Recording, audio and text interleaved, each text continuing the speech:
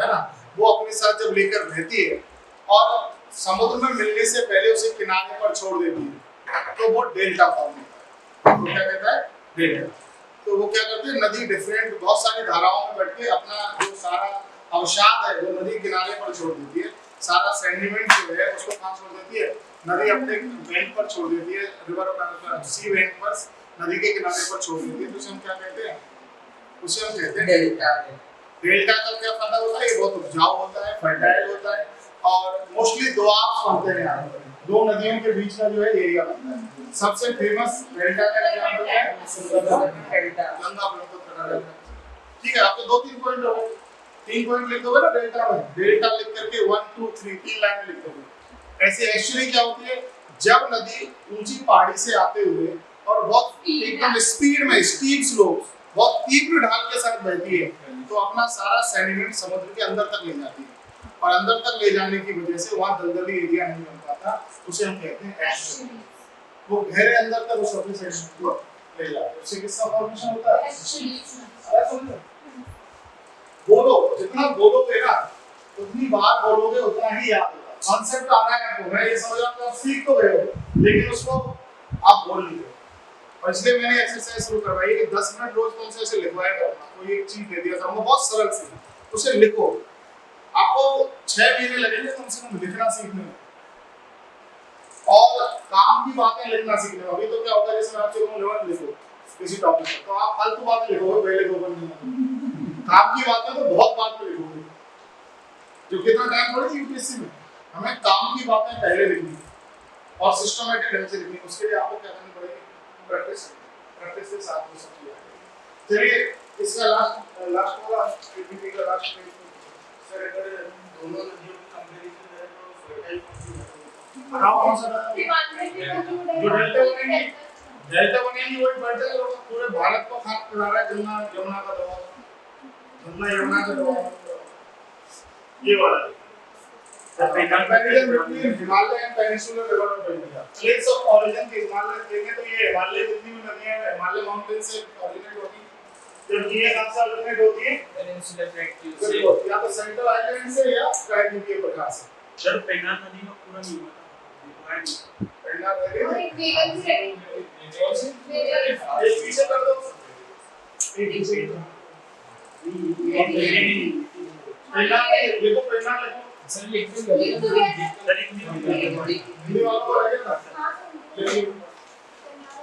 पेन्नार नदी, हिंदी वालों को लगेगा। इसमें क्या है, इस बैच में टाइम एडिशनल लगता है, हिंदी में बोलो फिर इंग्लिश में बोलो, इसलिए इंग्लिश वालों को भी नोट्स पहले दे देता हूं ताकि हिंदी वालों को बोलने का काम बचे। देखिए पेन्नार नदी, ठीक है, इसको पिनाकिनी भी कहते हैं, उत्तरा पिनाकिनी, इसका दूसरा नाम उत्तरा पिनाकिनी है। उत्तरा पिनाकिनी इंग्लिश वाले तो ये सीधा लिख लेना, ठीक है, अगर नहीं लिखना है तो। कर्नाटक के चिन्नाकेशवा पहाड़ियों से इसका उद्गम होता है। कर्नाटक की चिन्नाकेशवा पहाड़ियों से इसका उद्गम होता है और अपना पानी बंगाल की खाड़ी में ले जाके गिराते हैं। मुख्य रूप से 2 राज्यों में बहती हैं। उद्गम होता है चिन्नाकेशवा हिल्स, चिन्नाकेशवा की पहाड़ियां, कर्नाटक, ठीक है। दूसरा इसका कहाँ पानी ले जाती है, अपना बंगाल की खाड़ी में ले जाती है। और तीसरा पॉइंट इसमें लिख दीजिए आंध्र प्रदेश और कर्नाटक, 2 राज्यों, आंध्र प्रदेश और कर्नाटक।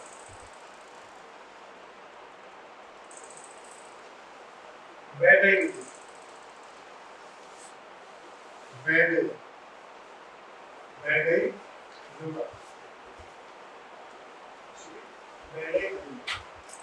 देखिए कावेरी के दक्षिण में स्थित सबसे लंबी नदी, कावेरी के दक्षिण में स्थित सबसे लंबी नदी,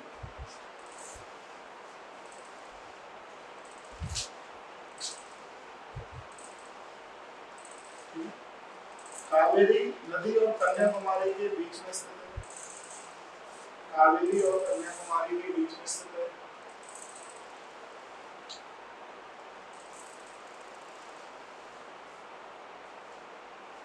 एक तरफ इसकी सीमा इलायची की पहाड़ियां, एक तरफ इसकी सीमा इलायची की पहाड़ियां तथा पलानी पहाड़ियां बनाती हैं। इलायची की पहाड़ियां तथा पलानी पहाड़ियां बनाती हैं। तो वहीं दूसरी तरफ इसकी सीमा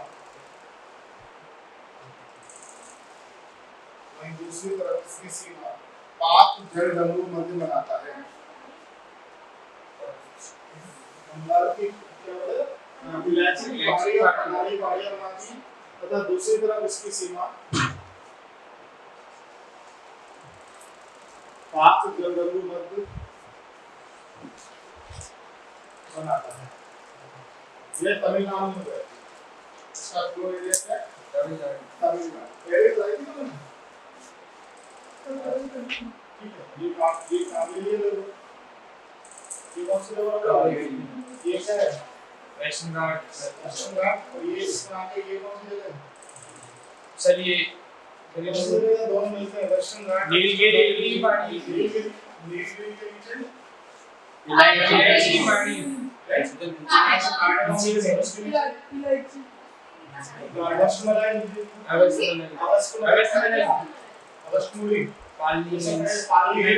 और इसमें यहाँ इस तरह की छोटी-छोटी हिल्स का ये पूरा एक वो है जॉइंट है। और इन हिल्स में से यहाँ से ये कावेरी निकलती है, यहाँ से निकलती है रिवर निकलती है। और यहाँ पर ये श्रीलंका है। हाँ सर। और ये जो पानी है, ये वाटर बॉडी ये कहलाती है पाक स्ट्रेट, पाक जलडमरू। तो एक तरफ तो इसकी सीमा पाक जलडमरू मध्य बना रहा है, तो ऊपर की तरफ कावेरी नदी है, इसकी सीमा बना रही है। ठीक है। कन्याकुमारी और कावेरी के बीच में ये फ्लो। इसके बाद इसका मुख्य रूप से किस स्टेट में फ्लो करती है? तमिलनाडु। नेक्स्ट ये सोवन रेखा है, मैं बता चुका था इसको। रांची के पास से निकलती है, रांची के पठार से। सोवन रेखा रांची के पास, रांची के पठार से निकलती है सोवन रेखा। इंग्लिश वालों ने भी लिखा था सर, सुवर्ण रेखा इंग्लिश वालों ने लिखा। हां, चलो सुवर्ण रेखा रांची के पठार से निकलती है। रांची का पठार झारखंड है। भूमि का गांव है रांची का पठार झारखंड। झारखंड, उड़ीसा और वेस्ट बंगाल में रहती है।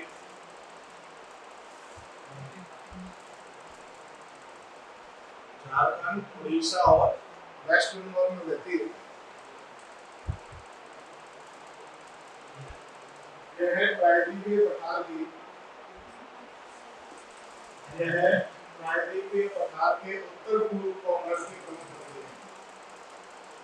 यह है प्रायद्वीपीय पठार के उत्तर पूर्व कॉर्नर की, उत्तर पूर्व क्षेत्र की प्रमुख नदी है।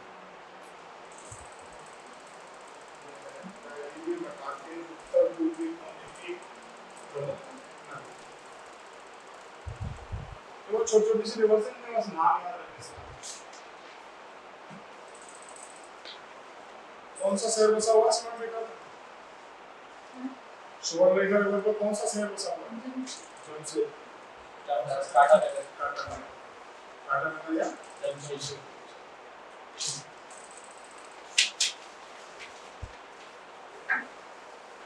नेक्स्ट कितनी है?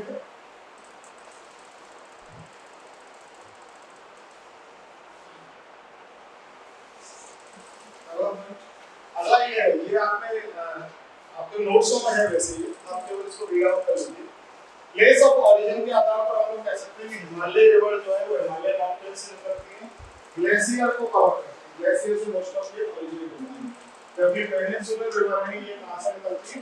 पेनिनसुलर प्लेटो या सेंट्रल हाईलैंड से निकलती है।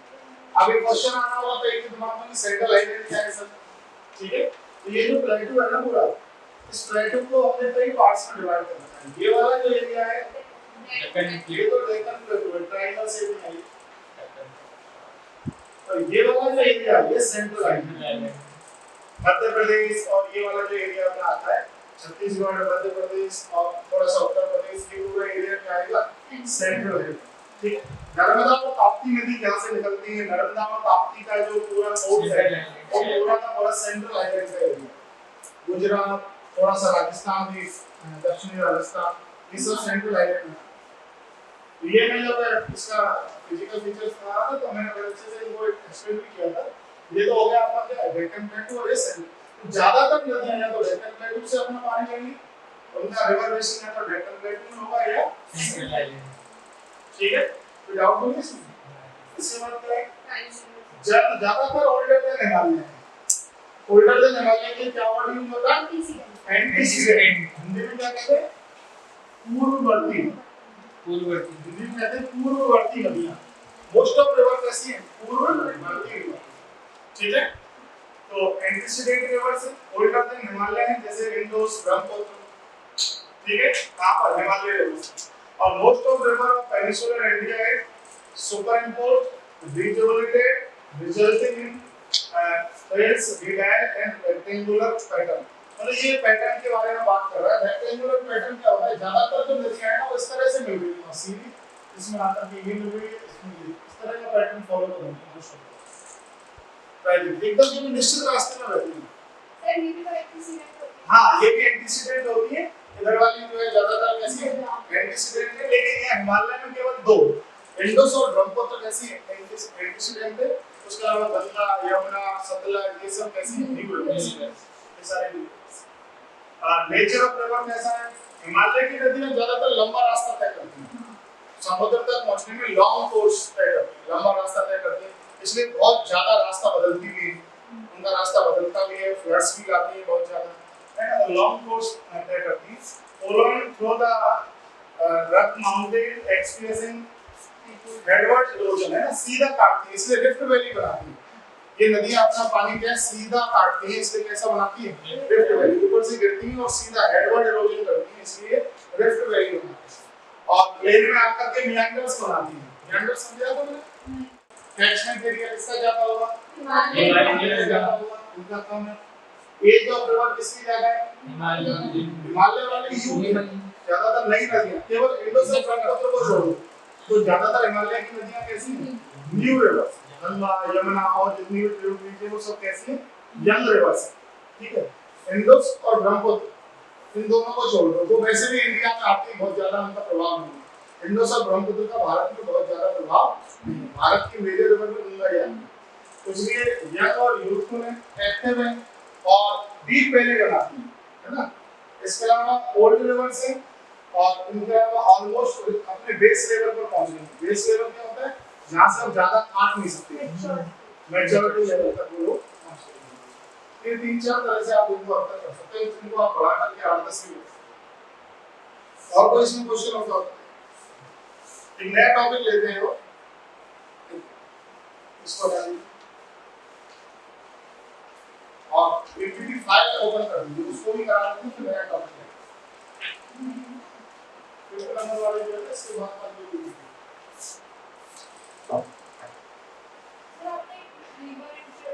हाँ वही मैं पढ़ा, एक छोटा सा टॉपिक होगा उसको करा। चलिए, लेकिन टॉपिक आज के नया टॉपिक आज के लिए बिल्कुल फ्रेश टॉपिक हम लोग पढ़ेंगे, interlinking of rivers, interlinking of rivers, नदियों को जोड़ना, interlinking of rivers, नदियों को जोड़। पहले कॉन्सेप्ट समझ लीजिए, फिर इसके बारे में इसमें क्या क्या क्वेश्चन आते हैं। ठीक है, पहले तो ये बहुत इंपॉर्टेंट टॉपिक इसलिए मेंस के साथ, प्रीलिम्स से ज्यादा ये मेंस में बहुत इंपॉर्टेंट है। दूसरा, आजकल ये बहुत चर्चा में है क्योंकि ईआरसीपी की बात हो रही है। मैंने आपसे पहले भी चर्चा की थी कि राजस्थान में ईआरसीपी की बहुत जोरों से चर्चा चल रही है। गहलोत का कल परसों का स्टेटमेंट मैंने आपसे चर्चा की थी कि उन्होंने मुख्यमंत्री ने ये कहा है कि हम ईआरसीपी के दम पर ही जीत जाएंगे चुनाव, मतलब वो इतना मेजर गेम चेंजर ना हो ईआरसीपी। तो ईआरसीपी क्या है, एक नदी जोड़ो परियोजना है, ईस्टर्न राजस्थान कैनाल प्रोजेक्ट। इसका फुल फॉर्म क्या है, ईस्टर्न राजस्थान कैनाल प्रोजेक्ट। इसमें ये लोग क्या करने का कोशिश कर रहे हैं कि उदयपुर में कुछ नदियां ऐसी हैं जिनमें खूब पानी आता है, जैसे बनास हो गई, है ना, उसमें माही हो गई, उसमें खूब पानी आता है। एक और नदी है जो राजस्थान में फ्लो करती है जिसमें पानी की कमी नहीं रहती, वो है चंबल। चंबल रिवर भी निकलती है, उसमें भी पानी की कोई कमी नहीं। और एक नदी राजस्थान के बिल्कुल पास से निकलती है और पानी से भरी रहती है, कौन सी नदी है? यमुना। राजस्थान के बहुत करीब से निकल रही है। और इसके अलावा राजस्थान में सूखा पड़ रहा है। अगर इन तीन नदियों में थोड़ा थोड़ा पानी रहता है और इन नदियों का पानी भी वहाँ आसपास के सभी किसानों तक नहीं पहुँचता, जैसे सवाई माधोपुर कोटा के सभी किसानों को चंबल का पानी नहीं मिलता, कुछ किसानों को मिलता है। तो गवर्नमेंट की ये कोशिश है कि अगर हम अपने ड्रेनेज पैटर्न जो है, पूरा सिस्टम जो है, ये कम से कम भरतपुर संभाग का और अपने कोटा संभाग का और जयपुर संभाग का, अजमेर संभाग का, इसको आपस में जोड़ दें, तो इन सभी जगह पर हम लोग पानी की सफिशिएंट सप्लाई कर सकते हैं, पर्याप्त मात्रा में हमारी पानी की सप्लाई पॉसिबल हो जाए। तो इसके लिए उन्होंने एक मेजर प्रोजेक्ट बनाया है और इस प्रोजेक्ट को बनाने के बाद उनकी कोशिश है इसको नेशनल प्रोजेक्ट गवर्नमेंट घोषित करे। कोई भी प्रोजेक्ट जब नेशनल प्रोजेक्ट हो जाता है तो उसकी जो फंडिंग है 80% गवर्नमेंट करती है, नेशनल गवर्नमेंट, केंद्र सरकार उसकी 80% सेंट्रल गवर्नमेंट क्या करती है, फंडिंग करती है। और अगर वो नेशनल प्रोजेक्ट नहीं है तो उसकी फंडिंग स्टेट गवर्नमेंट करता है। तो सरकार ये चाहती है कि केंद्र सरकार पर ये दबाव बना रही है कि भाई आप इसकी फंडिंग करो, क्योंकि बहुत बड़ी आबादी के पानी पीने का मसला है। इसके अलावा आपने देखा होगा गर्मियों के दिनों में मोस्ट ऑफ बीसलपुर, जयपुर के सप्लाई बीसलपुर से, तो बीसलपुर सूख जाता है। सूख क्यों जाता है? क्योंकि ज्यादातर जो नदियों का कैचमेंट एरिया है वहां पर कॉलोनियां कट गई। जितना भी कैचमेंट एरिया है नदी का, ये अपनी जितनी भी घाटियां हैं, इन घाटियों में कॉलोनियां बसी, कॉलोनियां बसने से नदी का जो फ्लो है वो डिस्टर्ब हो गया, इसलिए प्रॉपर पानी बीसलपुर तक नहीं पहुंच पाता। अपने जल महल वगैरह यहाँ तक पानी नहीं पहुंच पाता, ये भी सूखने लगे हैं आजकल। किसी जमाने में यहाँ पर राष्ट्रीय लेवल की नेशनल प्रतियोगिताएं नौकायान की होती है, 2003 या 2 में हुई थी। यहाँ पर नेशनल लेवल की जो है प्रतियोगिता हुई थी, आप सोचो कितना पानी रहा होगा यहाँ।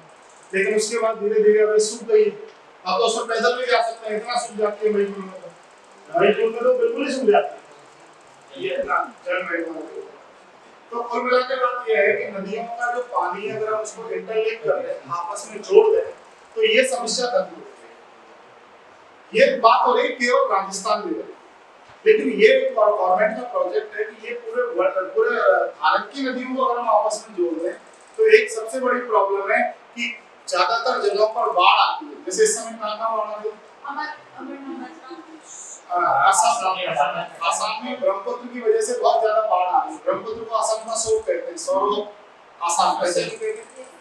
आप टीवी चला के देखो, आपको पता चलेगा कि वास्तव में वो सौरभ आसाम में खूब बाढ़ आती है ब्रह्मपुत्र। तो ब्रह्मपुत्र से एक तरफ तो आसाम में बाढ़ आ रही है और दूसरी तरफ हमारे यहाँ पानी की कमी पड़ रही है, हमारे बांध भर नहीं पा रहे हैं, कहीं सूखा पड़ रहा है, कहीं ओवरफ्लो हो रहा है। तो अगर इस पानी को इंटरलिंक कर दिया जाए तो क्या होगा कि सबके लिए सफिशिएंट पानी की सप्लाई हो जाएगी और ये सूखे की भी समस्या खत्म हो जाएगी, बाढ़ की समस्या भी खत्म हो जाएगी। तो क्या दिक्कत कर देना चाहिए, लेकिन इतना आसान नहीं है। इसमें कई सारे प्रॉब्लम्स हैं, कुछ फिजिकल प्रॉब्लम्स हैं, कुछ इकोनॉमिकल प्रॉब्लम्स हैं, पैसा बहुत लगेगा, कुछ स्टेट्स के आपस में डिस्प्यूट है, कुछ नेशनल ट्रीटी है हमारी बांग्लादेश के साथ, पाकिस्तान के साथ, चीन के साथ, वो प्रॉब्लम्स हैं। तो इन सब के ऊपर आज हम डिटेल प्रोसेस करेंगे। ठीक है, तो आज का हमारा जो टॉपिक रहेगा वो है इंटरलिंकिंग ऑफ रिवर्स, नदियों को आपस में जोड़ना। देखिए इसमें एक ही क्वेश्चन आएगा, right a short note on interlinking of reverse. Reverse को आपस में जोड़ने के ऊपर एक संक्षिप्त नोट लिखिए। तो आपको 150 से 200 शब्द का एक इसके ऊपर निबंध भी आ जाता है। तो इस टॉपिक को निबंध के रूप में तैयार कर लेना, एक ऐसे राइटिंग के रूप में इसको तैयार कर लें और करंट से जोड़ते हुए इसको, ठीक है। और होमवर्क आपका ये है कि ईआरसीपी के बारे में जानना है। आपको कल मेरी क्लास में आपको मुझे ब्रीफ करना है कि सर ईआरसीपी में ये नदियां है, इससे जोड़ रहे हैं, यहाँ से पानी ला रहे हैं, ये प्लान है। इस प्लान को आप क्या करते हो, सर्च करते हैं। तो इसको हम लोग थोड़ा अब उससे पहले आप देखना चाहें तो एक और नदी है सरस्वती नदी, जो बहुत ही जिसका एक रहस्य है, सरस्वती नदी का एक रहस्य है जो सुलझा हुआ है। ये आपको नोट्स में नहीं होगा, तो इसको आप लोग लिख लीजिए। इंटरलिंकिंग वाले को प्रभावित कर देंगे, तो इसको ठीक है। देखिए सरस्वती नदी का रहस्य, सरस्वती नदी है, इंटरलिंक वाला है सरस्वती नदी। ठीक है, इंग्लिश वालों के पास है तो मैं रीड आउट ही कर देता हूँ फिर। इंग्लिश वाले के पास है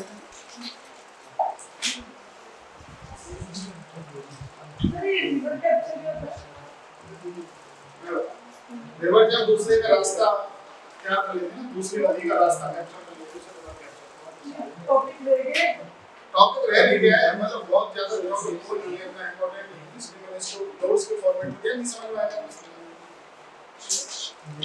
Saraswati the mystery of a lost river. Religious belief क्या कहता है हमारा कि इसको, हाँ देखिए रिलीजियस बिलीफ में हमारा ये क्या है, ये अन्नावती या उदकावती, ऋग्वेद में इसको क्या कहते हैं, उदकावती या अन्नावती कहते हैं, अन्न देने वाली, अन्नपूर्णा के नाम से इसको जानते हैं। और डिबेट ये चल रही है इसके ऊपर कि ये एग्जिस्टिंग है या नहीं, ये नदी है या नहीं, इसको लेकर के बहुत ज्यादा मुश्किल है। इसको लेकर के चर्चा क्यों हो रही है कि सरस्वती है या नहीं, कि पूरा रेगिस्तान जो है, पूरा जैसलमेर, बाड़मेर, ये पूरा एरिया, यहाँ पर आपको सिलाइन लेक्स मिलेंगे, है कि नहीं, सारी लवड़िया झील सिलाइन लेक्स हैं, लेकिन इस सिलाइन लेक्स के बीच में मीठा पानी कहाँ से आ रहा है, मीठा पानी निकल रहा है। जब आप उसमें बोरवेल लगाते हो कई जगहों पर, तो कई जगहों पर हम बोरवेल लगाते हो तो एकदम मीठा पानी आता है, बहुत अच्छा। तो ये क्वेश्चन लोगों के दिमाग में आ रहा है कि भाई यहाँ मीठा पानी कैसे है। तब ये थ्योरी है कि पहले कोई एक नदी है जो एकदम से नीचे, पूरी की पूरी नदी नीचे दब गई है और उसका पूरा वाटर नीचे है, तो वो एक वाटर का जो पूरा एक सोर्स नीचे इसमें, तो ये एक थ्योरी है, उसको लेकर के इसमें विचार चल रहा है। ऐसा माना जाता है कि हड़प्पा और इंडस वैली सिविलाइजेशन से पहले ये एग्जिस्ट थी, आज से लगभग 2000 साल पहले सरस्वती नदी थी। और सरस्वती नदी, घग्गर नदी, सरस्वती नदी, ये सब किसकी सहायक नदियां थी, सिंधु नदी की सहायक नदियां थी। बाद में जो ज्योग्राफिकल चेंजेस होने की वजह से ये नदी ने अपना रास्ता बदला और घग्गर तो अभी भी आपके विलुप्त हो जा रहे हैं और ये अंडरग्राउंड हो रहे हैं। ये एक ऐसी थ्योरी इसके ऊपर काफी ज्यादा रिसर्च चल रही है। हिस्ट्री क्या है कि older than the Harappa and Mohenjo-daro civilization, due to geographical changes, disappeared as the mysterious way of 2000 years. 2000 साल पहले क्या हुआ, रहस्यमय तरीके से लोग, मिस्ट्री क्या है, साइंटिस्ट के भरोसा करते हैं that there is no source of water in Thar desert, but miraculously क्या हो रहा है, some fresh water source have been found in that place. कुछ ताजा जल का पानी वहाँ पर सोर्स मिल गया है। Rainfall in Jaisalmer is very less. Still ground water जो है वहाँ पानी बहुत कम है, बरसात बहुत कम होती है, लेकिन 50 मीटर पे पानी निकल आता है, तो ये अपने आप में मिस्ट्री है वहाँ। तो despite scorching heat, bed of this region never dry up. Believe that due to disappearance of river, it water goes converted into ground water. ये माना जा रहा है कि नदी ग्राउंड वाटर में तब्दील हो गई है। Area were exist excessive amount of groundwater is found despite drought, amount of titanium and negligible difficult to research through modern technology। यहाँ पर क्या है, बहुत ज़्यादा सूखा पड़ता है, टाइटेनियम मिलता है, मतलब मरस्कल वाली सारी चीजें हैं, लेकिन उसके बावजूद भी यहाँ पर पानी मिल रहा है, तो नई टेक्नोलॉजी से इसको रिसर्च। रेनफॉल होता है वो जून से लेकर सितंबर तक, जून जुलाई अगस्त सितंबर 4 महीने रेनफॉल, बचे हुए 8 महीने पानी की कमी है। तो इन 4 महीनों में अगर इस पानी को स्टोर कर लिया जाए, और स्टोर करने के लिए क्या करना पड़ेगा, वही डैम्स बनाने पड़ेंगे या जो डैम खाली पड़े हैं उनमें पानी पहुंचाना पड़ेगा।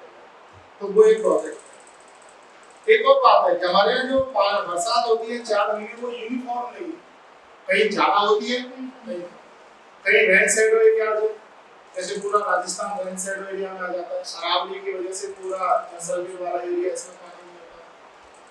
इसके अलावा आप अगर मैप में देखोगे तो बहुत सारे एरिया हैं जहाँ बिल्कुल पानी बरसात, जैसे ये क्या है, वेस्टर्न घाट, तो वेस्टर्न घाट के ये वाला जो एरिया है किनारे वाला, यहाँ बिल्कुल बरसात बहुत कम पानी आता है और इधर खूब पानी आता है, ठीक है। तो यहाँ रेन शेडो एरिया बन जाता है, ये सेंट्रल आइलैंड वाला ये वाला एरिया रेन शेडो बन जाता है, यहाँ पर भी बहुत ज्यादा बरसात नहीं होती।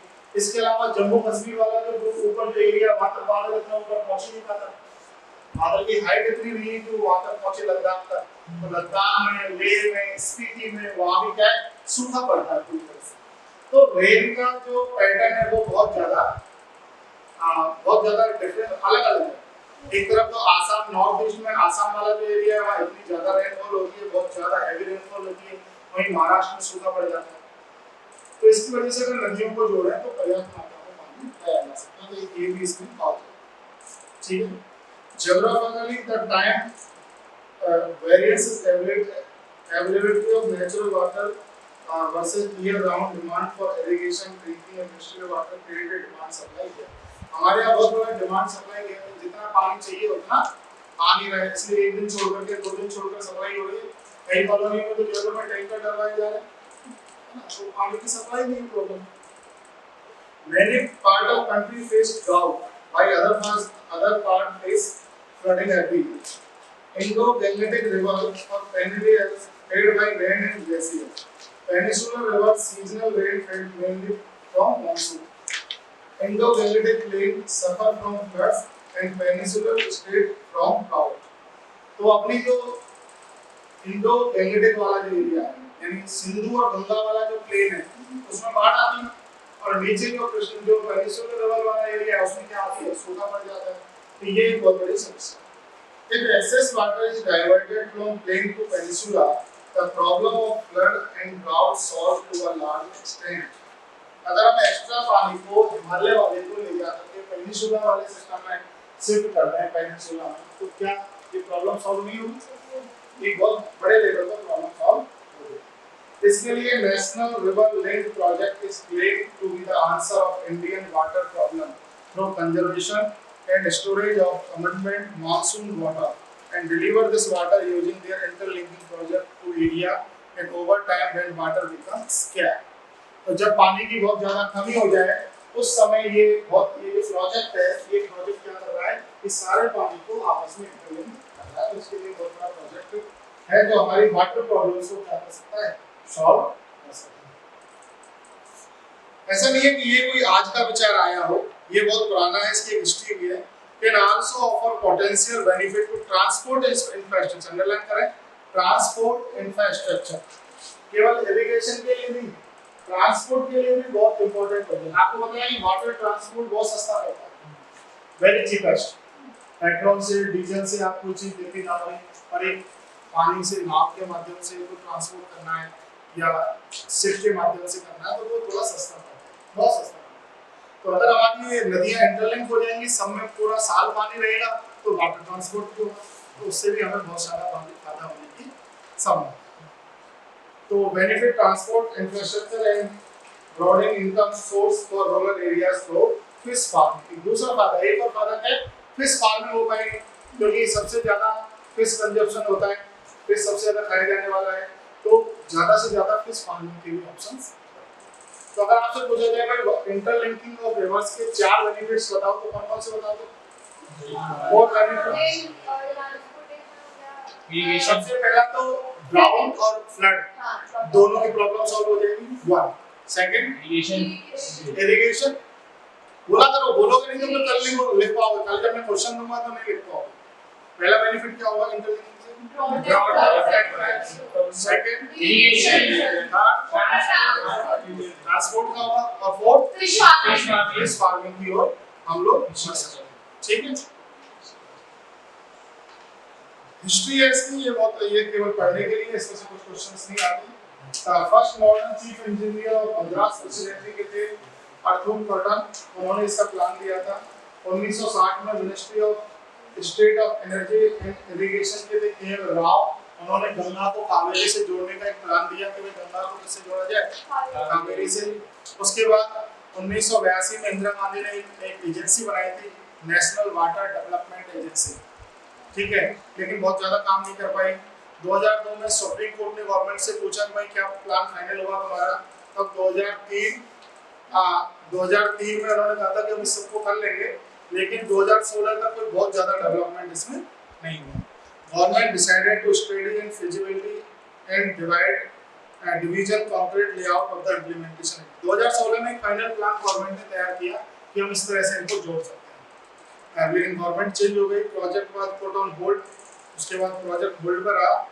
2003 में एक टास्क फोर्स भी इसके लिए बनी थी। 2012 में सुप्रीम कोर्ट ने अगेन आस्क किया था, पूछा था इसके बारे में, directing ministry of water resource to constitute to expert committee to pursue the matter with the state government.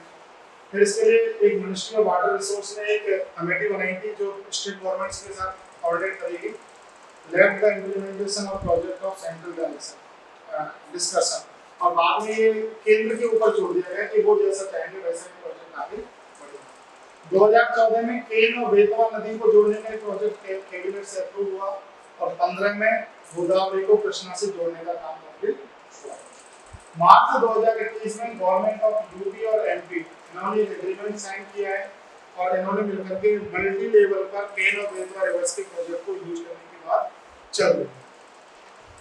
ये बहुत सारे नेशनल डिस्प्यूट है, जैसे भारत में राजस्थान में बहुत सारा पानी आ सकता है, लेकिन यूपी गवर्नमेंट दे ही नहीं रही। यमुना रिवर का लिंक भी है, यमुना रिवर से एक कैनाल निकल रही है, गोवर्धन कैनाल, वो गोवर्धन कैनाल भरतपुर में और इधर तक पानी लाने के लिए, लेकिन यूपी गवर्नमेंट परमिशन ही नहीं दे रही, क्योंकि ये जो वाटर रिसोर्स है ये कंकरेंट लिस्ट का टॉपिक है, समवर्ती सूची, इसमें केंद्र भी और राज्य भी दोनों, और लेकिन वाटर का जो यूज है वो स्टेट लिस्ट में आता है, ठीक है। तो स्टेट लिस्ट में होने की वजह से सारी पावर किसके पास है? स्टेट्स के पास है, और स्टेट कभी बीजेपी, कहीं गवर्नमेंट, कहीं यहाँ, जैसे यहाँ पर अगर कांग्रेस है तो वहाँ बीजेपी है, दोनों तरफ एक जैसी गवर्नमेंट रहे और सेंट्रल में भी फेवर की गवर्नमेंट हो, तब तो कोई प्रोजेक्ट बने, अदरवाइज वो प्रोजेक्ट क्या है, राजनीति में चल जाता है। पंजाब से हमें बहुत सारा पानी मिलना चाहिए, क्योंकि ब्यास नदी के माध्यम से, इंदिरा गांधी रिवर्स के माध्यम से हमें खूब पानी आना चाहिए, लेकिन पंजाब भी हमारे हिस्से का पानी हमें नहीं मिल रहा। इलेक्ट्रिसिटी जो हमारी प्रोड्यूस हो रही है वो भी यहाँ नहीं मिल रही, तो हर स्टेट के साथ ये डिस्प्यूट है। कावेरी और कृष्णा को लेकर के तमिलनाडु में और उनमें आंध्र प्रदेश में उनमें बहुत बड़े डिस्प्यूट चल रहे हैं, कर्नाटक में, तो वो सब। अब आप जब के बात करते हैं national river link project NRLP, अब से हम NRLP इसको पढ़ेंगे, manage by India national water development agency under the ministry of जल शक्ति, अंडरलाइन करो, जल शक्ति। नाउ द मिनिस्ट्री का जो नाम है वो चेंज करके क्या कर दिया है, जल शक्ति। Who is the minister of जल शक्ति मंत्रालय? जल शक्ति मंत्रालय के मिनिस्टर कौन है बताओ? आप राजस्थान के, राजस्थान से सेंट्रल जल शक्ति मंत्रालय के मिनिस्टर है गजेंद्र सिंह शेखावत, जो बीकानेर से सांसद है और इस समय जल शक्ति मंत्रालय के मिनिस्टर। तीन कंपोनेंट है, पहला कंपोनेंट है हिमालय रिवर डेवलपमेंट कंपोनेंट। इसमें construction of storage reservoir of Ganga and Brahmaputra and the principal tributaries in India and Nepal to conserve monsoon flow for irrigation and hydropower generation besides flow control, ठीक है। इस पहले से सबसे पहले गंगा नदी पर काम करेंगे, उन्होंने ये तय किया है, और गंगा नदी के ऊपर उन्होंने हाइड्रोपावर जनरेशन से उसकी बात की। Will transfer surplus flow to Kosi, Ganga का जो सरप्लस पानी है कोसी, गंडक और गंडक टू वेस्ट, कोसी का पानी गंडक में और गंडक से फिर वेस्ट में उस पानी को लाने की बात की गई। Brahmaputra Ganga link will augment dry weather flow of Ganga. Surplus flow by interlinking of Ganga and Yamuna proposed to be transferred to drought prone area in Haryana, Rajasthan and Gujarat. और इसमें ये तय किया गया है कि यमुना नदी का जो सरप्लस पानी है, गंगा का जो सरप्लस पानी है, उसे यमुना, राजस्थान, हरियाणा और गुजरात के लिए दिया जाएगा, और उस एरिया को जो ड्राउट प्रोन है, जो सूखा प्रभावित क्षेत्र है, उनके लिए दिया 14 MHA मिलियन हेक्टर, ठीक है, of additional water available for irrigation और Ganga Brahmaputra basin apart from Haryana, Punjab, Rajasthan and Gujarat. ये सब चीजें करने की जरूरत नहीं, आप केवल एक ही चीज लिख लीजिए। तीन कंपोनेंट है इसके, पहला कंपोनेंट है हिमालय रिवर्स डेवलपमेंट कंपोनेंट, इसको अंडरलाइन कर लीजिए बस, और ये पूरा इसको काट दीजिए, इसके आपको आवश्यकता है, बहुत डीप इतना डीपली जाने की आवश्यकता, ठीक है। दूसरा कंपोनेंट है पेनिनसुलर रिवर डेवलपमेंट कंपोनेंट। इसकी फर्स्ट लाइन देखिए, मेन कंपोनेंट है southern water grid to link Mahanadi, Godavari, Krishna, Pennar to Kaveri. ठीक है, surplus water from Mahanadi and Godavari to be transferred to Krishna, Kaveri, Pennar and Vellai river will provide additional irrigation benefit for 13 million hectare। इसको भी केवल इतना ही करना है आपको, पूरा इसको करने की आवश्यकता नहीं है। इसमें कौन कौन से प्रोजेक्ट हैं ये सब आपको पढ़ने की आवश्यकता है, केवल इसका ऊपर के 2 लाइन इसमें आपको। इसके तीसरा है inter state interlinking of reverse. Inter state interlinking of reverse, नदियों के राज्यों के अंदर जो नदियां हैं उनको आपस में जोड़ने की बात की है। ठीक है, अब इसके बेनिफिट्स देखिए। इसको काट दो, इसका बीच में ये जो एडिशनल है मैंने इसको जो भी क्या करना है, क्योंकि ज्यादा इंफॉर्मेशन की इसमें जरूरत नहीं है। बेनिफिट्स देखिए। अगला क्वेश्चन आता है, देखो इसमें एक ही क्वेश्चन आएगा, right the short note of national river link project. तो आपको सबसे पहले एम लिखना है, फिर उसके 3 कंपोनेंट लिखने हैं, 3 कंपोनेंट हैं, और उसके बाद उसके बेनिफिट और फिर उसकी क्या ऐसे चैलेंज है।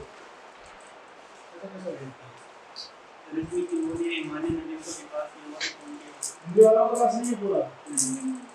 अच्छा, तो हिंदी वालों के पास पूरा एक के बाद भेजा था मैंने किसी को तुम्हारे में।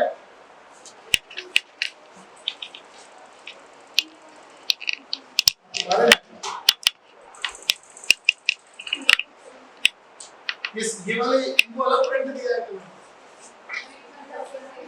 लिखे में कैसे? चलिए तो लिख लीजिए, फिर तुम्हें लिखा है थोड़ा, है ना? देखिए इसका हिंदी वाला वैसे मिल जाएगा, आप सुन भी सकते।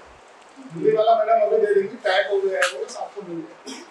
फिर मैं इसको थोड़ा आराम से समझाऊंगा। मैं वो इसलिए थोड़ा जल्दी कर रहा था, मुझे लगा सब पे नोट्स है तो केवल पढ़ के सुनना। देखिए बेनिफिट्स क्या है। नेशनल रिवर लिंकिंग का नदी जोड़ों को योजना के फायदे क्या है। पहला फायदा ये है कंट्रोल फ्लड एंड ड्राउट, बाढ़ को और सूखे को रोकना। पहला फायदा क्या है, बाढ़ और सूखे को रोकना। दूसरा फायदा ये है कि पानी के क्राइसिस को कम करना, देश भर में जो पानी का क्राइसिस है उसको कंट्रोल करना। तीसरा फायदा ये हाइड्रो पावर जनरेशन, जल विद्युत का उत्पादन करना। क्या करना है, हाइड्रो पावर जनरेशन के लिए और इलेक्ट्रिसिटी की जो कमी है वो पूरी की जा सकती है। तीसरा फायदा हुआ इलेक्ट्रिसिटी जनरेट होगी। चौथा will help to dry weather through augmentation dry season, surplus water store in reservoir can be released. जब सूखा पड़ता है ना, गर्मियों के दिनों में जब पानी की कमी होती है तो स्टोर किया हुआ पानी हम सप्लाई कर सकते हैं उन क्षेत्रों में दे सकते हैं। Enable a minimum amount of water flow in reverse, और हर नदी में एक मिनिमम लेवल का पानी मेंटेन कर सकते हैं। ऐसा नहीं कोई नदी पूरी तरह से सूख जाए, तो इस तरह से क्या कर सकते हैं, इंटरलिंक करके एक मिनिमम लेवल जो होता है पानी का वो हर नदी में हम लोग मेंटेन कर सकते हैं। Help controlling of pollution, navigation, forest, fishes, wild life protection. इसकी मदद से हम बहुत सारे काम कर सकते हैं, ट्रांसपोर्टेशन बढ़िया कर सकते हैं। बहुत सारी वाइल्ड लाइफ के लिए कई सारी ऐसी है हमारी जहाँ पर पानी कमी की वजह से बहुत सारे जीव जंतु मरे जा रहे हैं, तो उनके लिए हम लोग सप्लाई कर सकते हैं। तो नेविगेशन हो सकता है, ये सारी चीजें इसमें मिल सकती हैं। Improvement of irrigation facility in water deficient place, जहाँ पानी की कमी से खेती नहीं हो पाती, ऐसे एरियो में भी हम खेती कर सकते हैं। तो प्रोडक्शन बढ़ेगा तो किसान की आय बढ़ेगी और देश की जीडीपी में भी इम्प्रूवमेंट होगा। Also help commercially because the betterment of inland waterway transport system से रिपीट किया है। Alternate source of income in the form of farming and rural area, किसान की आय बढ़ेगी, गरीब आदमी को और सोर्स मिलेगा, खेती के साथ साथ वो मछली पालन भी करेगा, तो हमारा जो है इनकम के सोर्स से बढ़ेगा। Also augment defense and security of country through additional waterline defense, और इसके साथ हम देश की सुरक्षा भी बेहतर कर सकते हैं अगर हम वाटर लाइन डिफेंस भी अपना मजबूत कर सकते हैं। तो कहने का मतलब इसके बहुत सारे बेनिफिट्स इसमें दिखाई देते, लेकिन ये बहुत सारे चैलेंजेस भी इसमें हैं। क्या क्या चैलेंजेस हो सकते हैं आपके हिसाब से बताइए? क्या चैलेंजेस हो सकते हैं नदियों को आपस में जोड़ने में? क्या चैलेंजेस हो सकते हैं? देवेश, देवांश और आपका निमिष। देवांश। आप देवांश, आप भी देवांश। देवांश पूरा क्या नाम है तुम्हारा? कुमार। तो देवांश गोयल, आप बताओ क्या क्या चैलेंज है उसके?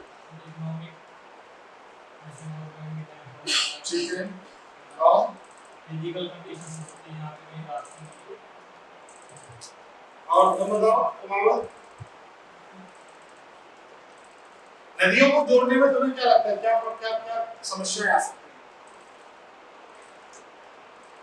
नहीं, चलिए थोड़ा सा लिखिए, दो दो तीन तीन लाइन में लिखना सब, क्योंकि लिखने से याद होता है। चुनौतियां लिखिए, चुनौतियां।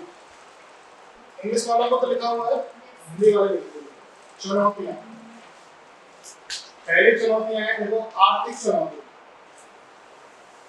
आर्थिक चुनौती लगभग 5.5 लाख करोड़ रुपए का एस्टिमेट है इसका खर्च। लगभग 5.5 लाख करोड़ रुपए खर्च होंगे। 5 ट्रिलियन, 5.5 लाख करोड़ रुपए इसमें खर्च होंगे। ठीक है,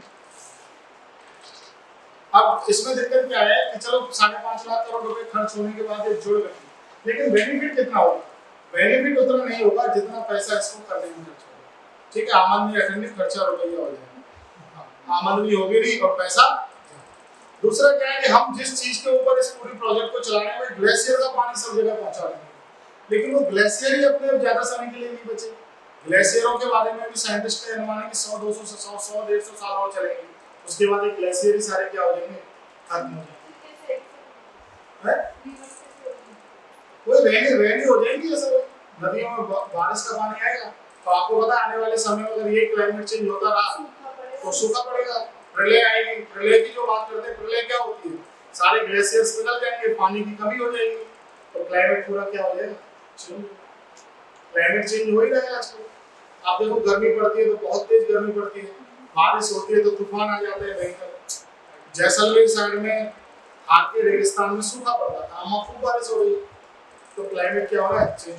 आने वाले समय में हो सकता है वो सबसे फर्टाइल लैंड हो जाए, 100 200 साल बाद आपको पता चले कि थार का मौसम बहुत फर्टाइल हो गया, बहुत ज्यादा अच्छी स्थितियां हो गई, और ये जयपुर वाला एरिया जो बहुत फर्टाइल है इसी हो जाए, क्योंकि ये सब क्लाइमेट चेंज होता है, चीजें बदल रही हैं।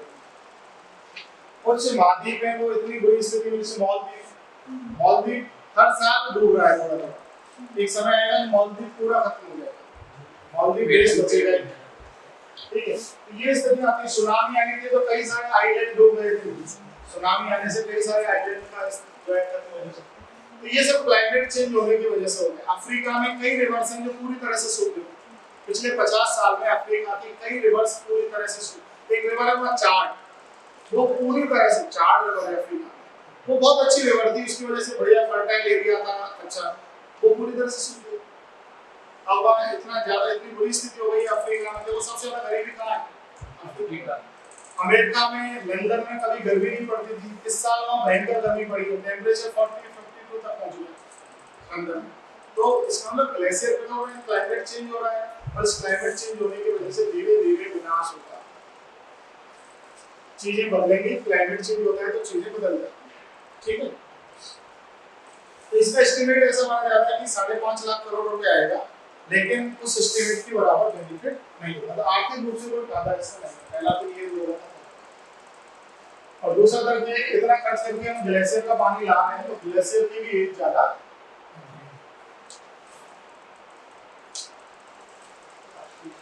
दूसरा है एनवायरमेंटल इम्पैक्ट, इसको पर्यावरणीय खतरे, एनवायरमेंटल इम्पैक्ट, पर्यावरणीय खतरे। देखो नदियों को आप बता सकते हैं कुछ कौन कौन सी रेट्स आपको आती हैं? जी वाले कहां पे होते हैं? ये हिस्सा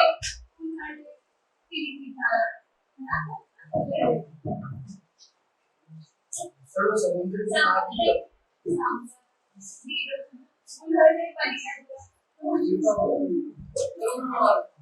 एक एक लेख लिखिए, लोनार, ये है लोनार, लोनार लेक महाराष्ट्र, 3 बहुत ही इंपोर्टेंट लेक है केरल में, मिरर में भी लगातार बहुत ही इंपॉर्टेंट लेंस है, ठीक है। एक का नाम है ग्रीन नाम, ग्रीन नाम, इसका नाम है अष्टांग।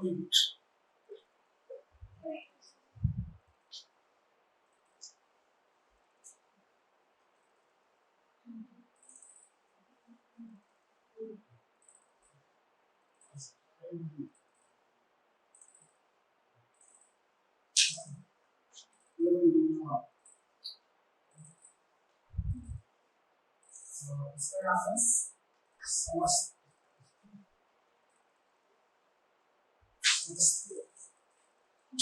सस्तावता,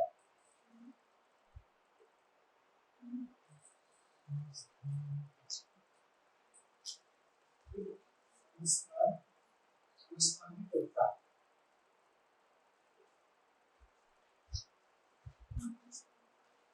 ये बहुत इंपॉर्टेंट है, जो ना स्ट्रेंथ और समस्त। एक मिनट में डब्ल्यूएसपी के आसपास लेके आते हैं,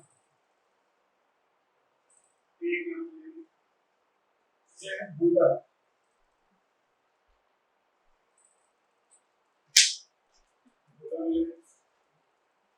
इसका नाम है बुलर है,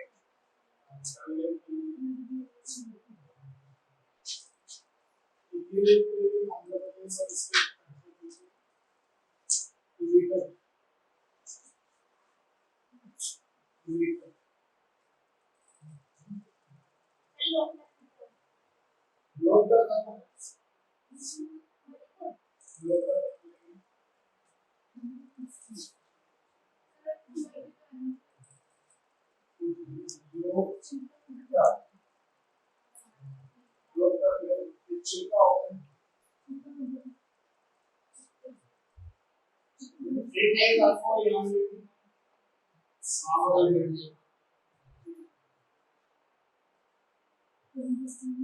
और ये क्या होता है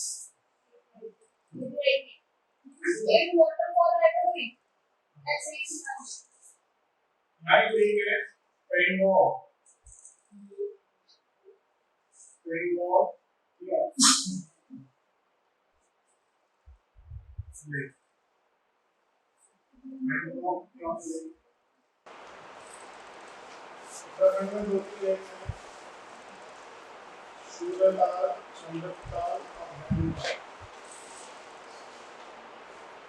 सूर्यलाल, चंद्रताल और भैरवताल, सूर्यलाल, चंद्रताल और भैरवताल।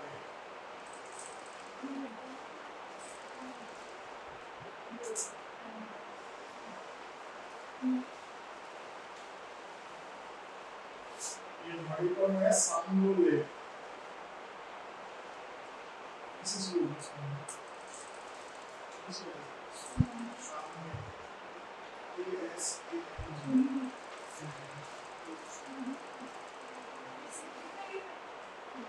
हाँ सिक्किम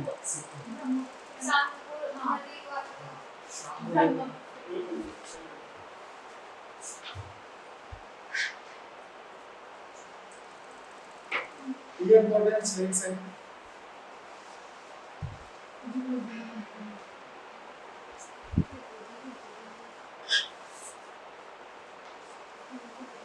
मध्य प्रदेश में है भांग की पात, भूज का,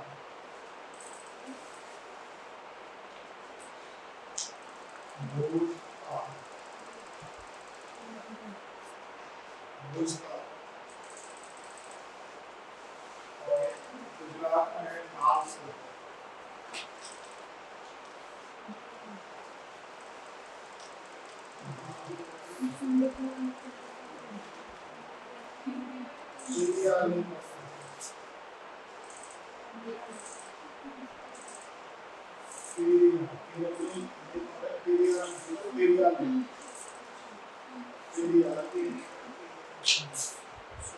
बहुत सारी लेडी होगी ना छोटी छोटी।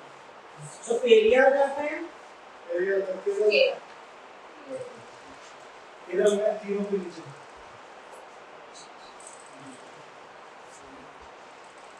मैप लाया मैं एटलस भी लगा रहा हूँ कि निशान ऐसे मैप लाया करो अपने, और मैप रखो और उसमें बना लिया करो, फिर बार-बार इनकी प्रैक्टिस करो। लेकिन मैप आपका जरूरी है, इसको ये लो, इसमें लगाओ। और जिनके पास मैप नहीं है वो मैप बना लो और मैप में लगाओ। फिर मैं दिखाऊंगा एक मिनट के बारे में लिख रहा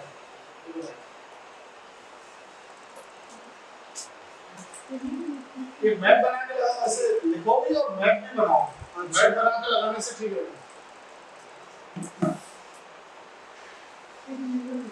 जब तक मैप ब्रेक नहीं होगी ना, देखिए इंपॉर्टेंट जो रिवर्स में पूछी जाएंगे आपसे, जो बहुत पूछी जाती है चेका कोलेडो कोलिकेट। इधर से तीनों रिवर बहुत इंपॉर्टेंट है, इनका क्रम भी याद रखना, ठीक है। लोनार पूछी जाती है, लोनार के बाद बोलर गल, ये बहुत इंपॉर्टेंट है, और ये सामने और लोकस, ठीक है।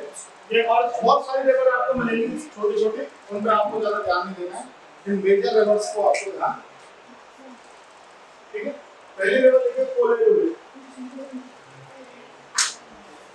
कोलेडो ले,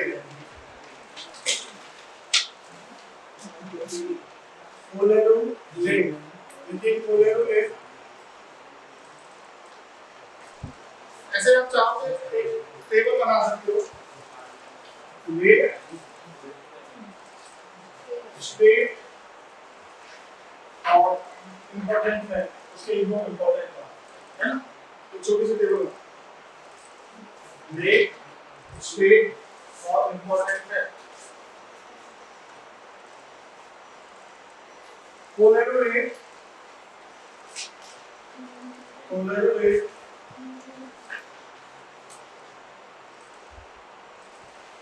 कोलेडो ले, स्टेट आंध्र प्रदेश, स्टेट में क्या आएगा आंध्र प्रदेश,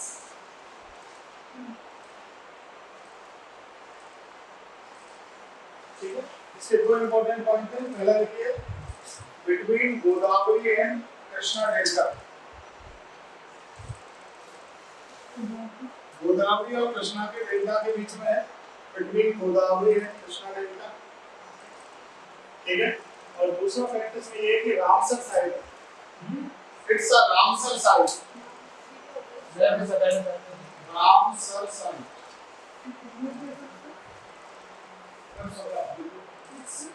रामसर साइट, यह एक रामसर केंद्र, रामसर साइट, राम जी है जैसे रामसर हुई है, बहुत अच्छे हमें पता है कि वो याद नहीं आता। देखिए रामसर साइट क्या होता है, आपके राजस्थान में भी दो रामसर साइट है, एक तो सामर झील जयपुर, एक केवलादेव नेशनल पार्क उदयपुर। ऐसे पूरे भारत में 43 रामसर साइट्स, ठीक है।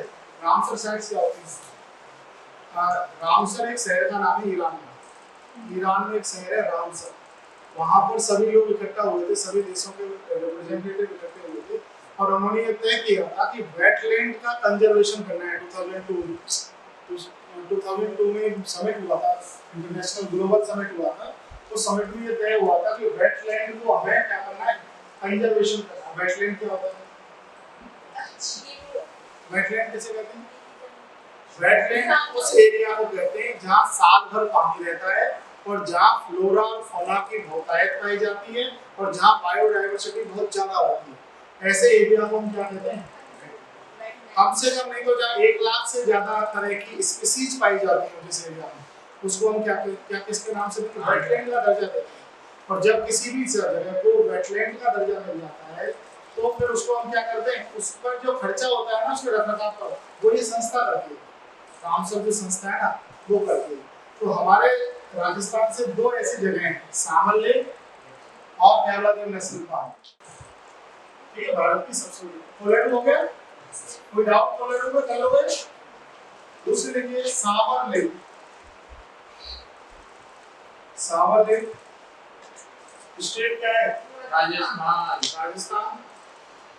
अच्छा, कोलेडो के साथ एक और पॉइंट लिख लीजिए, फ्रेश वाटर है, फ्रेश वाटर लेक, ताजा पानी की झील है, फ्रेश वाटर लेक। लेक्स को 2 तरीके से डिफाइन करेंगे भाई हम लोग, या तो वो फ्रेश वाटर होगी या वो सलाइन होगी, या तो वो लवणीय झील होगी या वो ताजा पानी की झील।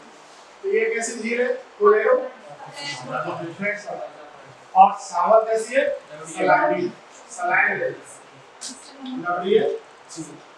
ये भी रामसर साइट है, लिख लो रामसर साइट, रामसर साइट है। और इंडिया की लार्जेस्ट इनलैंड साल्ट लेक है। देखिए, लार्जेस्ट इनलैंड साल्ट लेक, अंतर्देशीय सबसे बड़ी लवणीय झील, largest inland salt lake, largest inland salt lake. Bharat के अंदर स्थित, देखिए समुद्र के किनारे वाली झीलें तो खाली मिलेंगी बढ़िया, लेकिन अंदर स्थित, जमीन के अंदर स्थित सबसे बड़ी क्या है? Salt lake.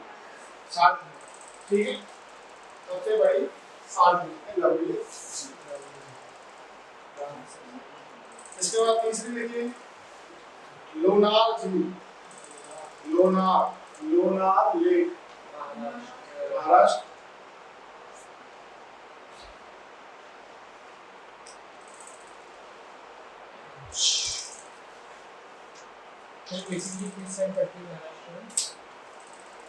लोनार पड़ेगी ये आपके, ये औरंगाबाद से आगे की तरफ, पुणे औरंगाबाद, राइट?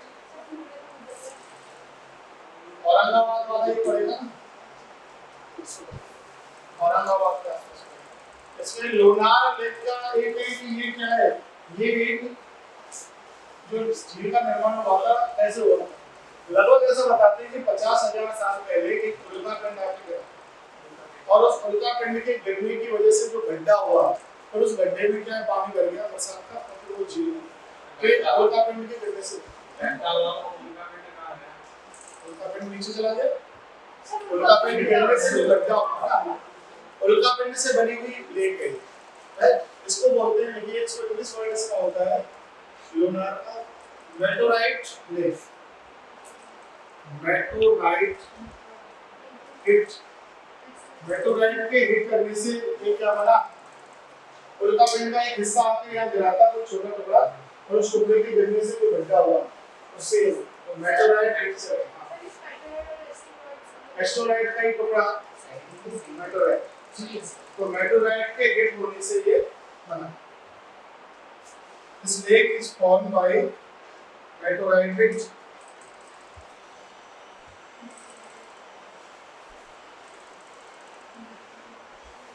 और कहाँ पर है? महाराष्ट्र। तीसरी है पुलिकट, अगले लिखे Pulicat lake, Pulicat Andhra Pradesh, Pulicat lake Andhra Pradesh. Sir ये रामसर से नहीं है, पुलिकट लेक तो बहुत पॉल्यूटेड हो गई। इसका जो है लोनार जो लेक है ना, अभी इसका कलर ही बदल गया, ये पिंक कलर की हो गई, इसका जो कलर है पानी का वो बदल के पिंक हो गया। ये ताजा पानी की या फिर लवणीय? और इसमें क्या है कि इसका कलर कैसा हो रहा है? पिंक कलर का हो रहा है। ऐसा बताते हैं कि वो शायद उसकी वजह से होता है, पॉल्यूशन की वजह से। हाँ, लवड़ी लवड़ता की वजह से होता है। लोनार की सलाइन लेके भाई लवड़ी है saline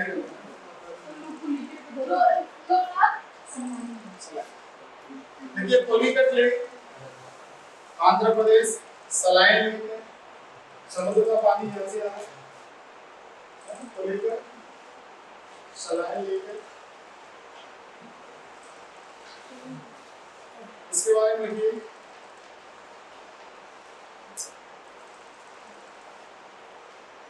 it's a lagoon lake एक लैगून झील है ये कैसी झील है लैगून झील मैंने आपको लैगून समझाया ये लैगून झील है जिससे समुद्र का पानी आता है समुद्र का पानी जब ऐसे इसमें अंदर घुसता है और इस तरह से अंदर तक आ जाता है फिर अपना रास्ता बदल देता है ना तो इसमें पानी इकट्ठा रह जाता है और जो पानी इकट्ठा रह जाता है उसे लैगून समुद्र के पानी समुद्र की जो लहरें होती है ना ज्वार भाटे से उससे अंदर कटाव होता रहता है और कटाव होने की वजह से अंदर तक पानी आ जाता है तो वो जो शेप बनती है वो क्या कहलाती है लैगून एक लैगून लेक ठीक है देखिए श्रीहरिकोटा पुलिकट लेक पर एक प्लेस है Sriharikota separate lake Pulicat to Bay of Bengal Sriharikota island हाँ Sriharikota island separate Pulicat to Bay of Bengal Sriharikota द्वीप पुलिकट को बंगाल की खाड़ी से रखता है Sriharikota island separate Pulicat to Bay of ठीक है श्रीहरिकोटा किससे फेमस है क्या है श्रीहरिकोटा वहाँ पर हमारा स्पेस लॉन्चिंग सेंटर है स्पेस के लिए जो भी अपने सैटेलाइट लॉन्च होते हैं ना सैटेलाइट लॉन्चिंग सेंटर है उसका नाम है सतीश धवन स्पेस सेंटर श्रीहरिकोटा ठीक है इसके बाद देखिए अगला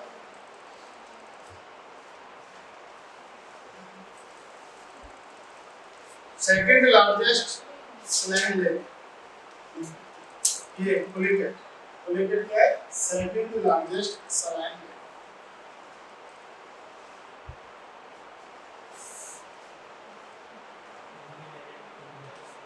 इसके बाद देखिए लोकटक लेक लोकटक लेक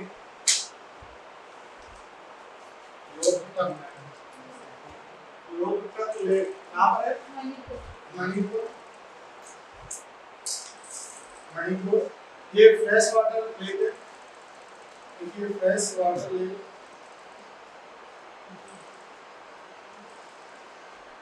इसमें वर्ड लिखिए पेन बुल लामजो पेन बुल लामजो पेन बुल लामजो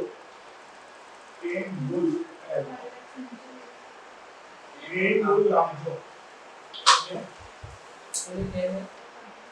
व्हाट इज पेन बुल लामजो लिखा लेकिन it's a wild life sanctuary ये क्या है wild life century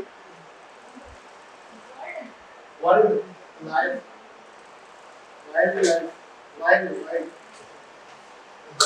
life sanctuary वन्य जीव अभयारण्य floating wild life sanctuary floating bird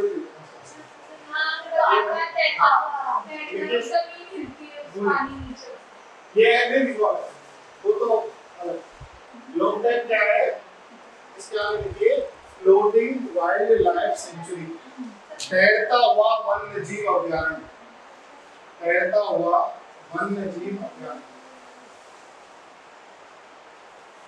देखिए लोकटक झील ना सबसे ज्यादा फ्रेश वाटर का सबसे शुद्ध झील है इसका कई बार आप YouTube पर और उससे देखते होंगे इतनी शुद्ध है कि आप ऊपर से देखो तो नीचे दिख जाएगा जमीन इसके तक दिख जाता है बहुत फ्रेश वाटर है इसमें और इसके ऊपर क्या है कि फ्लोटिंग हाउस है फ्लोटिंग हाउस का मतलब होता है कि जैसे कोई छोटा मोटा टापू है है ना, उसके ऊपर घर बने हुए हैं, वो भी इसके साथ फ्लोट होता रहता है, घूमता रहता है। तो फ्लोटिंग वाइल्ड लाइफ सेंचुरी भी है इसमें, जो अपनी जगह बदलती रहती है और इसके ऊपर तैर रही है। तो भारत की एकमात्र ऐसी नदी जिस पर फ्लोटिंग हाउस है, फ्लोटिंग वाइल्ड लाइफ सेंचुरी है, वो कौन सी है? लोकतक है। कहाँ सिचुएटेड है?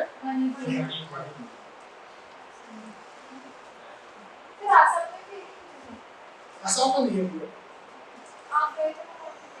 वो तो यहाँ थी, ये जो मैंने आपको बताई थी, ये छत्तीसगढ़ में ही जगह थी, वो अलग जगह।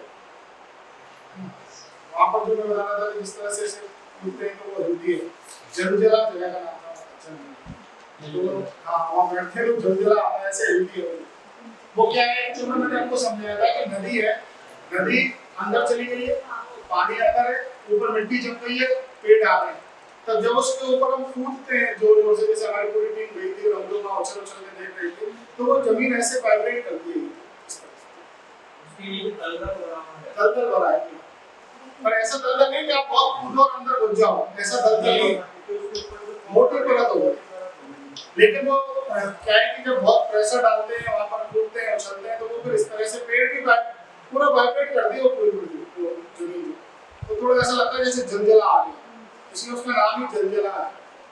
अंबिकापुर डिस्ट्रिक्ट में पड़ता है, छत्तीसगढ़ के अंबिकापुर डिस्ट्रिक्ट। ठीक है, एक और लिखिए, Vembanad lake, Vembanad Kerala, Vembanad lake Kerala, Vembanad lake Kerala.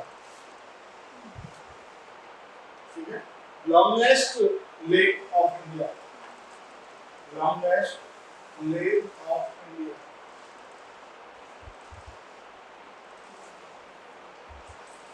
Longest lake of India.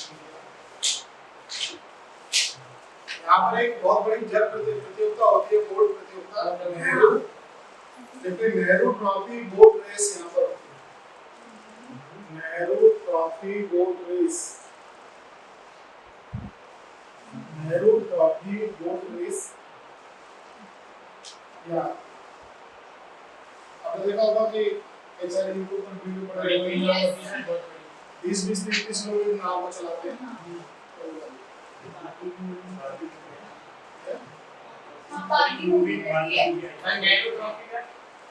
Nehru trophy boat race.